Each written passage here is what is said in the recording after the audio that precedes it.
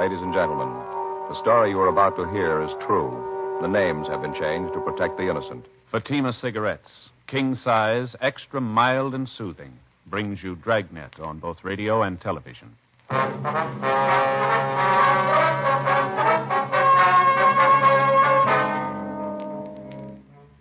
You're a detective sergeant. You're assigned to homicide detail. You get a call that a man has had a heart attack, fallen and fractured his skull. It looks like an accidental death. Your job, investigate. Friends, the name Fatima has always stood for quality. Fatimas are distinctive, with a truly different flavor and aroma. And in king-size Fatima, you get an extra mild and soothing smoke, plus the added protection of Fatima quality. Remember, in Fatima, the difference is quality. Because of its quality, its extra mildness, its better flavor and aroma, Fatima continues to grow in favor among king-size cigarette smokers everywhere. Switch to Fatima yourself today. Ask your dealer for Fatima in the bright, sunny yellow pack. King-size Fatima. The difference is quality.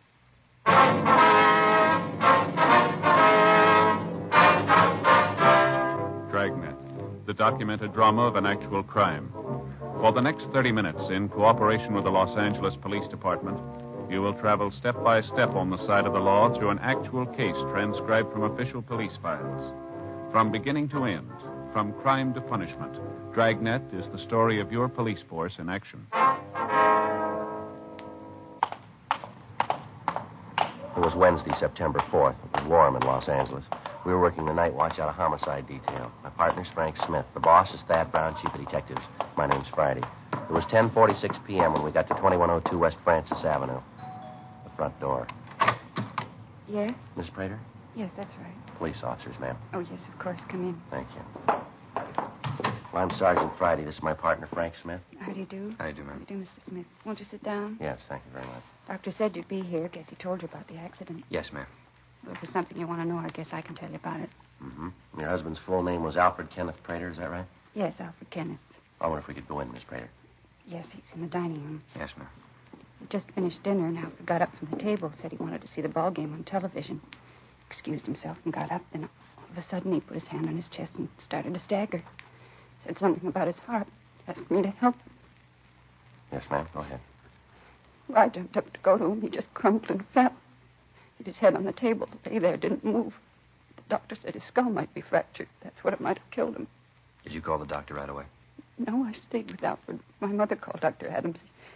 He's her own doctor. When we got here, poor Alfred was gone. We'll try to take it easy. Dr. Adams, he's the one that called us. Yes, he said he would. Something about a death certificate. I didn't understand it. Well, Miss Prater, maybe you'd like to go into the living room. Yes, please. All right. Can we get you anything? Glass of water, anything? No, I'll be all right. It'll just take a minute. All right. I'm sorry. Yes, ma'am. Just a few more questions. Did your husband have a history of a bad heart? Any trouble like this before? Not that I know of. He never said anything about it. He used to work awfully hard, long hours. Well, has your husband been under the care of a physician? No, never was sick. Had a doctor where we used to live. Since we've been here, we haven't had any need for one. Your husband ever give you any indication there was something wrong with his heart? No, if there was something wrong, Alfred would have said something about it. We had no secrets, told each other everything. Married 14 years and never had a single fight that amounted to anything. Wonderful husband. Woman couldn't ask for anything more. Good provider. Well, who was here when your husband had the accident, ma'am? My mother, she lives with us. Is she here now? Yes, she's in the next room lying down. It's been a trying time, officer. Yes, ma'am. All those years, Alfred and me. When Ray was born, he's 9 now. Happy family. All the neighbors used to tell me how lucky I was, but I knew it. I knew it. Now it's all gone. I wonder if we could speak to your mother, Miss Prater. Yes, of course. I'll get her.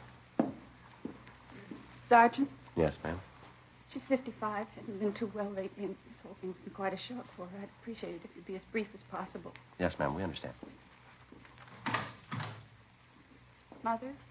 Mother, are you awake? Yes, dear. What is it? There are 2 officers out in the living room. They'd like to talk to you. What about? It's about Alfred. Alfred, what about him? I just wanted to ask you some questions. Nothing wrong. I'll tell him I'll be right there. All right, dear. She'll be right out, officers. All right. Thank you, Miss Prater. Can I get you something? A cup of coffee or something? No, not a thing. Thank you. No, ma'am. Thank you very much. If you don't mind, I'd like to make a pot of tea for Mother and myself. Yes, go right ahead. Do you want to come out in the kitchen? We can talk while I put the water on. All right, ma'am. Did you call the coroner, Frank? Yeah, Joe, before we left the office. Should be here any minute now. Have to get a sketch of the room before he removes the body. Yeah. Ray's the one who's going to suffer for it. How's that, ma'am? Poor little kid. He and his father were great friends. I don't know what he's going to do when he really knows what's happened. Well, doesn't the boy know about it yet? Well, yes, he was here when it happened, but I don't think he realizes yet what it means. How old did you say he was, ma'am? 9. He's 9 last month. Where is he now, Miss Prater? He's in his room asleep. Here's Mother now, officers. Mother? Yes, dear. Mother? This is Mr. Friday and Mr. Smith. They're from the police. My mother, Mrs. Atkins. Hello. How do you do, ma'am? Ellen says there's something about Alfred. Yes, ma'am, that's right. I don't see any need to call the police. Accident, that's what the doctor said. Well, there's no death certificate, ma'am. We have to look into it. It's just routine. Mrs. Prater told us pretty much what we want to know. We'd just like to get your side of it. Sure, I was there, you know. I saw it all. He got up from the table, said he had a heart attack. Well, he wasn't fooling me. I beg your pardon?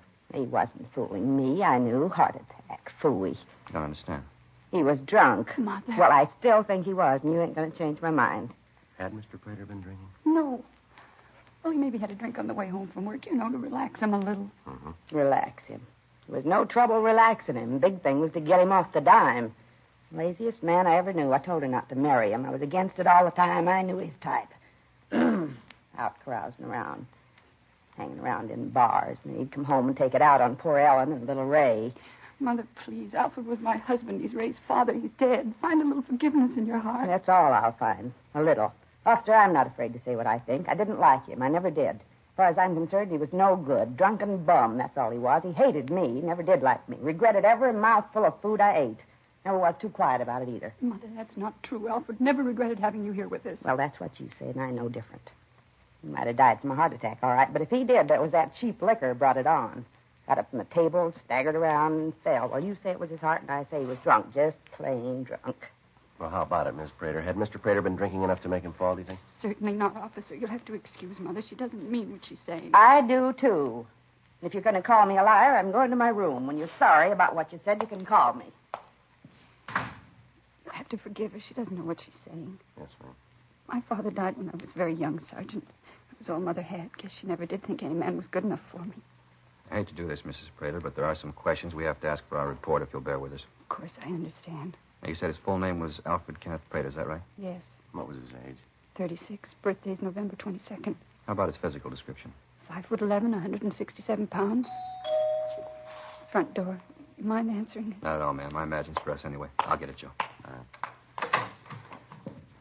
Miss Prater, we'd like to get this straight. Just your mother, your son, and yourself were present when this accident occurred, is that right? Yes, just the three of us. The water's ready. You sure you don't want a cup of tea? No, ma'am. Thanks just the same. How about the other officer? No, I don't think you'll want any either. About your boy, Ray, Miss Prater. What about him? You said he was asleep? That's right. We put him to bed right after the accident. He was so close to Alfred. They were great friends. Thought it might be best if he went right to sleep. You want to see him?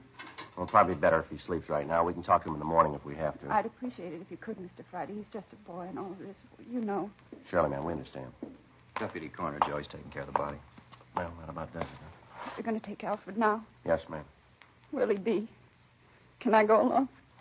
Oh, poor Alfred. There's no need for it, ma'am. There'll be an inquest after the autopsy. We'll give you a call about that. We know how you feel, ma'am. We don't like to intrude at a time like this, but it's one of our duties, there being no doctor in attendance at the time of death. Meantime, if there's anything we can do for you, here's our card, and you let us know. Anything at all. Thank you very much. Michigan 5211. Yes, ma'am, that's right. Station 2521. All right, Mr. Friday. Terrible thing. Can't hardly believe it. Alfred dead. Terrible.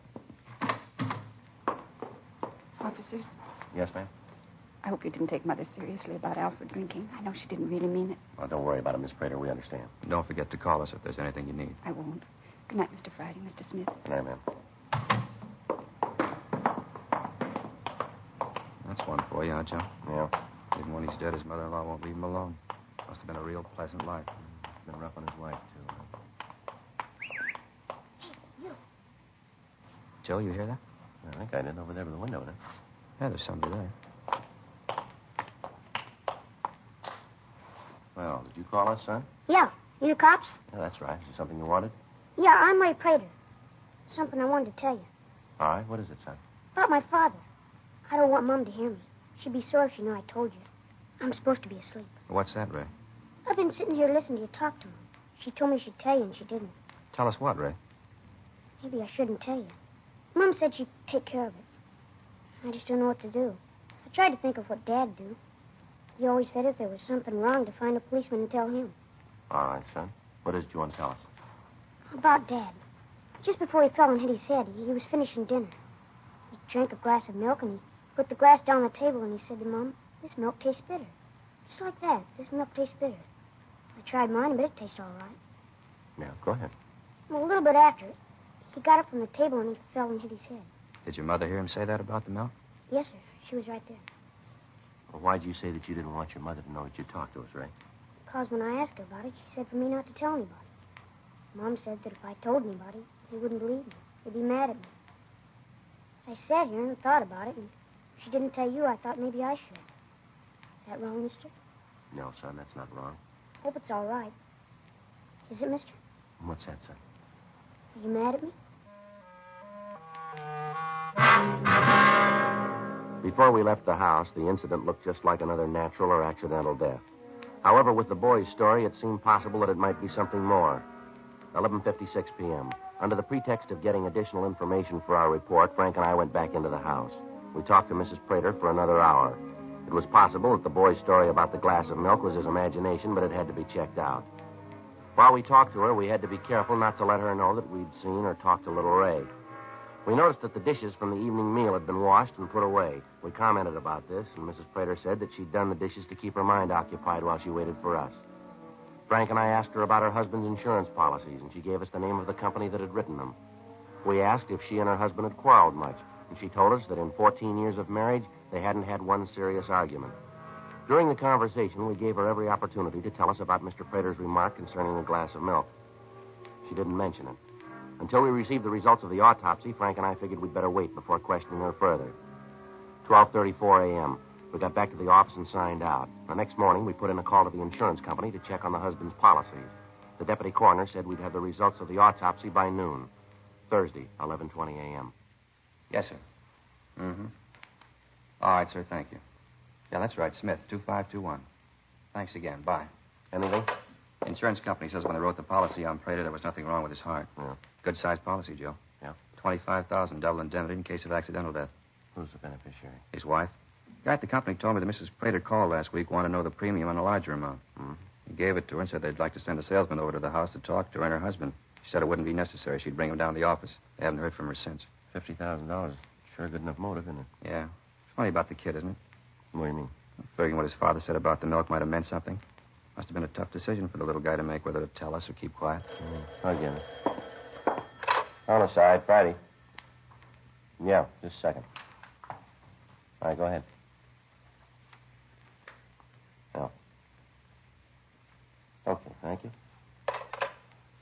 Abernathy at the coroner's office just finished the autopsy. Anything? Yeah. Considerable amount of poison in the victim's stomach.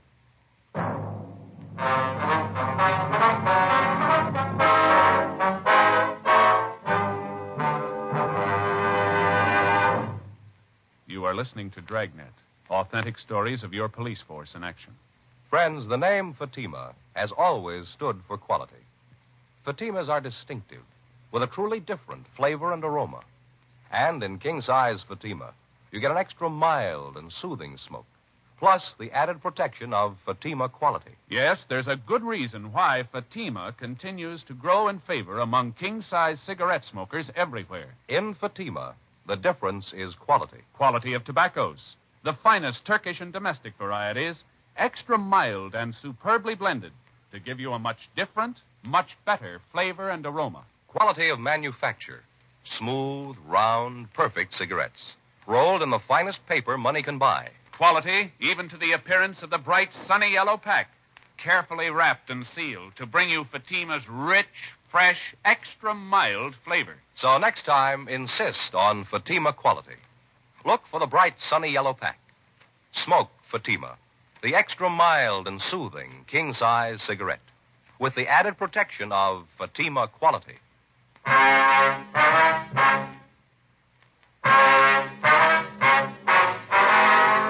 The finding of the poison in the stomach of Alfred Prater had definitely ruled out natural or accidental death. There was still the possibility, however, that he'd taken his own life. The story given us by the Sun made this unlikely, but still within the realm of possibility. 1:15 p.m. Frank and I arrived at the Prater residence. Yes? Oh, you're the officers who were here last night. Won't you come in? Thank you, ma'am. Something more that you wanted to know? I think I told you everything last night. Well, something's come up, ma'am. Kind of changes things a little. What's that? Well, originally, ma'am, we thought your husband's death was natural or accidental. You mean now you don't think so? No, ma'am, he died of poison. No, it can't be. There's a mistake someplace. No, afraid not, ma'am. Wonder if we could sit down. A few questions we're going to have to ask you. Yes, of course. This is quite a shock, officers. I don't know what to think. Yes, ma'am. Did you tell us what you had for dinner last night, what your husband ate? He ate the same things all of us did, nothing different. What was that, ma'am? Green salad, macaroni and cheese, bread and butter, and a pudding for dessert. You all ate the same food, is that right? Yes, what are you trying to say? Do you think that I poisoned Alfred? We're not trying to say anything, Mrs. Prater. Your husband died of poison. We're trying to find out why. Just a minute. Mother? Mother, can you come out here a minute? It's the most ridiculous thing I've ever heard. Your husband have anything to drink with his dinner, ma'am? Of course, water, then coffee after dinner. He always has a couple of cups of coffee after dinner. Now, all he had with his dinner was water, is that right? Yes, just water. You ever drink anything else with his dinner? Milk, tea, maybe a glass of beer? Oh, milk once in a while. Last night we only had enough for Ray, though. Just one glass. As for beer, Mother'd raise such a fuss, I don't think Alfred would want to go through it. No, if he wanted beer, he drank it at the bar down the street. Now, you're sure, though, that last night your husband only drank water with his meal, is that right? Yes, I told you, just water. Why all this harping on milk? What are you trying to say? What are you getting at? Mother, are you coming out? That's all the ruckus about. Can I even take a nap in peace? These officers just told me that Alfred's death wasn't accidental, Mother. Not accidental. Nonsense. The doctor said it was an accident. What more do you need? Got drunk and fell down, broke his head. Of course it was an accident. I'm afraid not, Miss Atkins. Your son-in-law was poisoned. Poisoned? How? That's what we're trying to find out. They seem to think that maybe I did it, Mother. You? Why, that's ridiculous. Why would she do it? Well, there was quite a bit of insurance, for one thing. You've been nosing around, haven't you?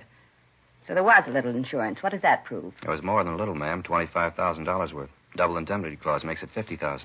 And that brings up another thing, Miss Prater. Yes? The insurance company says that you called them and wanted to raise the amount of the policy. Is that right? Well, yes, I did call him, but Alfred told me to. Said he wanted to provide more for me and Ray. Anyone hear your husband say that he wanted more insurance? No, we're not in the habit of discussing our private business around other people. Other people learn to keep their noses where they belong. The world would be a better place. Miss Atkins, I wonder if you could tell us what you had for dinner last night. But that is the limit. I just told you what we had. Isn't that enough? Come in here and you ask a lot of questions. Poor Alfred's not even buried, and you come in here and upset things. Well, we're awfully sorry, Mrs. Prater, but we have to find out. That's what we're paid for. It's all right, Ellen. We've got nothing to hide. Answer their questions, and then maybe they'll leave us alone. But I told them that we don't know anything about it. I told them. All right, honey. Now calm down. Now, dinner last night. What you wanted to know about? Yes, ma'am. Just what you had to eat. Macaroni and cheese. Little salad and some pudding Ellen made. Nothing else? Bread and butter. How about something to drink? Water. Good, clean water. Ray drink water, too? No, he had milk. Mr. Prater drink milk? I told you. We'd like for your mother to tell us, too, ma'am, just to keep the record straight. I think he might have had some milk to drink. I don't remember special. No, he didn't, Mother. Remember when I poured the milk for Ray? I said there wasn't enough for anyone else. Just one glass for Ray. That's all there was. Don't you remember? Well, no, I don't. But if you say it was that way, then I guess it was. You got no reason to lie. Ever occur to you officers that maybe Alfred took the poison himself? Ever think of that? How's that, ma'am? Well, didn't you tell him, Ellen? About how he used to moan around the house saying he couldn't stand it anymore? What's this, ma'am? Your husband ever talk about taking his own life? Yes, I didn't want to bring it up, but now I suppose I'll have to. Yes. Alfred was pretty depressed. He felt that he wasn't getting any place in his job. He felt that at his age he should be farther along. Times he'd get real low, say he wasn't going any place. I did my best to make him feel better. Guess it didn't do any good. Well, did he ever say he was thinking of taking his own life? Yes, several times. I laughed him out of it, and things would go along quiet for a while, and then something would happen that would set him off again. Well, how is it that you didn't tell us about this before, ma'am? Well, I didn't think it'd prove anything. No reason to drag skeletons out of the closet. You satisfied now? You happy? Now you know about Alfred, maybe you'll leave us alone. Is your son here, ma'am? Yes, he's out in the yard playing. I'll call him if you have to talk to him. I'd like to very much, ma'am. All right, I'll get him. And before you go, Miss Prater, Yes? do you keep any poison around the house?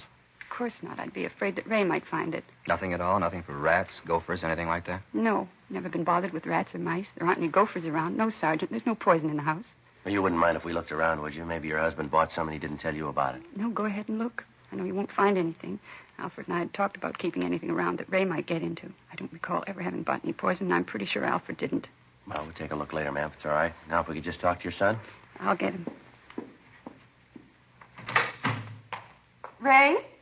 Ray, come in here. No, right now.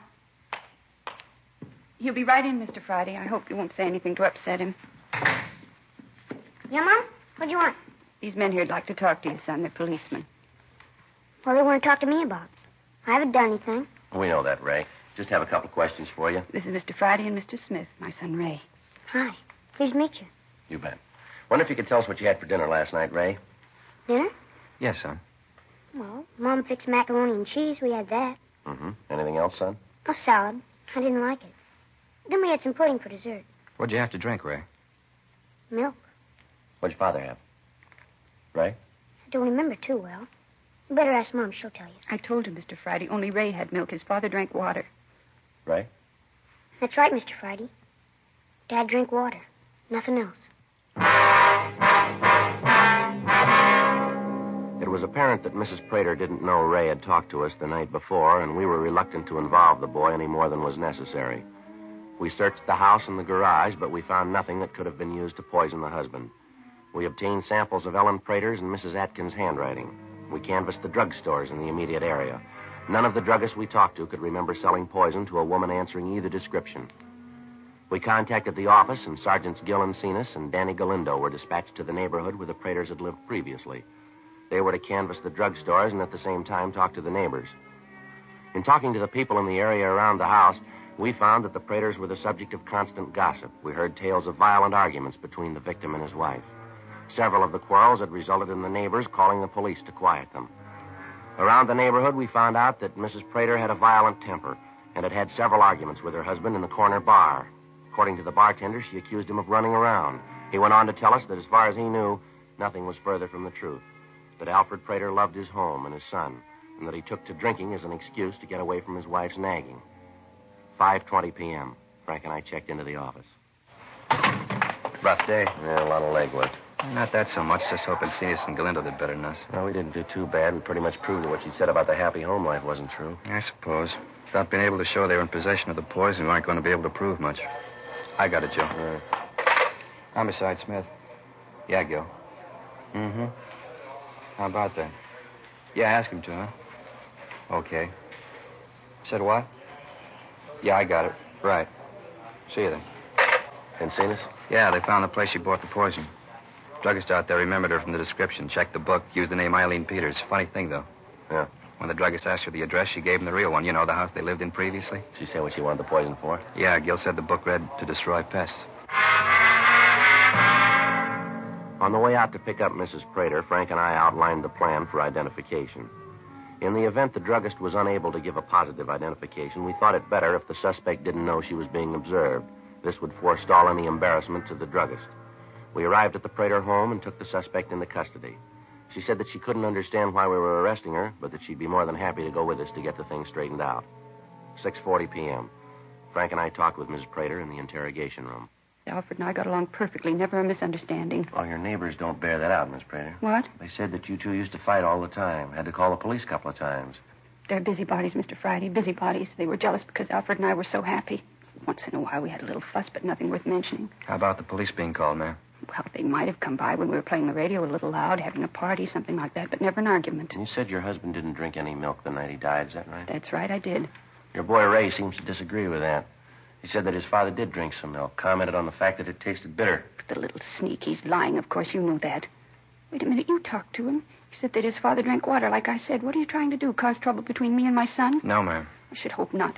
Poor little kid, father dead, and you trying to say that I did it, that I killed Ray's father. You ought to be ashamed of yourself. Yes, ma'am. Frank? Yeah, Joe. It's a little warm in here. You want to open the door for a minute? Yeah, sure. Thank you.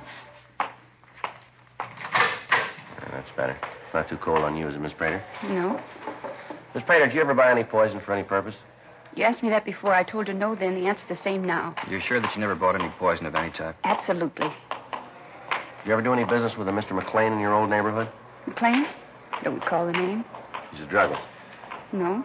No, I always bought from Mr. Swenson, a little drugstore in the corner near the house. Excuse me a minute, will you please? I want to check something down the hall. Yeah, all right, fine. listen, maybe you haven't got anything else to do, but I have. So if you'll get this foolishness over with, I'd like to go home. We're almost finished, Miss Prater. Just a couple more things. Well, get him over with. Same one, Joe. He's positive. Mm-hmm. Miss Prater? Yes? Maybe if we lay this thing out for you, it'd be a little better. Anything to get it over with. I want to go home. I got to get dinner for Ray and Mother. All right. In the first place, you told us that you and your husband were happy.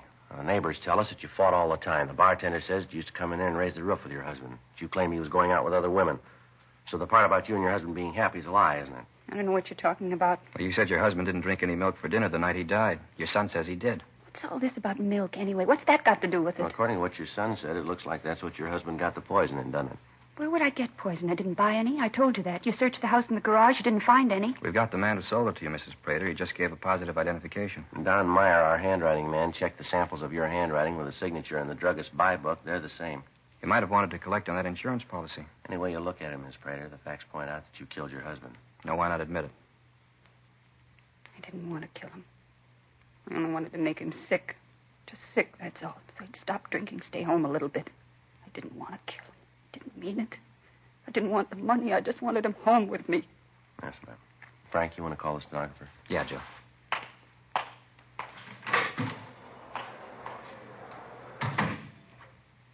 You can understand it, can't you, Mr. Friday? Ma'am? You can understand it. I thought he was running around. I wanted him home with me and Ray and Mother. A nice little home for Ray. That's all I wanted. Is that wrong? Something nice for Ray. Is that wrong? No, I don't know. What? What's he got now?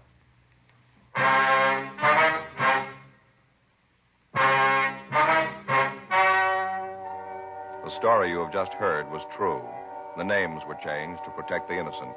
On January 13th, trial was held in Superior Court, Department 87, City and County of Los Angeles, State of California. In a moment, the results of that trial. And now, here is our star, Jack Webb. Thank you, George Fenneman. Friends, you know best of anyone what you're looking for in a king-size cigarette. So here's all I ask you to do. Try Fatima's and then make up your own mind. If you're looking for an extra mild and soothing smoke and a really different flavor and aroma, then Fatima is the king-size cigarette for you. Ask for Fatima in the bright, sunny yellow pack. King-size Fatima. The difference is quality.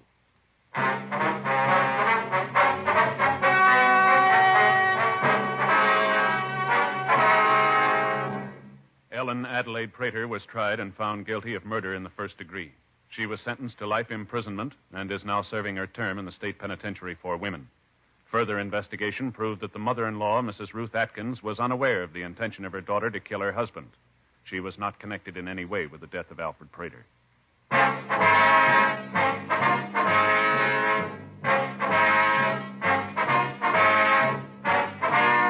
You have just heard Dragnet, a series of authentic cases from official files. Technical advice comes from the Office of Chief of Police W.H. Parker, Los Angeles Police Department. Technical advisors, Captain Jack Donahoe, Sergeant Marty Wynn, Sergeant Vance Brasher. Heard tonight were Herb Ellis, June Whitley, Sammy Ogg, Virginia Gregg. Script by John Robinson. Music by Walter Schumann. Hal Gibney speaking. King Size Fatima has brought you Dragnet, transcribed from Los Angeles.